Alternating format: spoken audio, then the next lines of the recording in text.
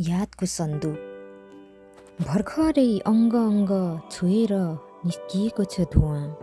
कपालका केस्रा केस्रा स्पर्श गरेर गएको छ बतास। पातहरूलाई सुस्तरी छोएर छरेको छ छरी। उसै गरी छोएर गएको छ मलाई तिम्रो यादले। न निर्धारित समय तोकेर आउने गर्छ, न जानकारी दिएर जाने गर्छ। आउँदा यसरी आइदिन्छ, भर्खरै मुटुमा छुरा प्रहार भएको छ र एकसरी रगतम्य बनेर ढलेको छ। डढेलो लागेर भर्खरै पातहरू खरानी भएका छन्। बाटो भुलेर यतै कतै पाइलाहरू अल्मलिएका छन्। भर्खरै छालहरूले बगरलाई छोएर गएको छन्। बादलको फैलाव बढेर आकाशको निलो छोपिएको छ। भर्खरै हुरीले डरलाग्दो चेतावनी दिएर गएको छ।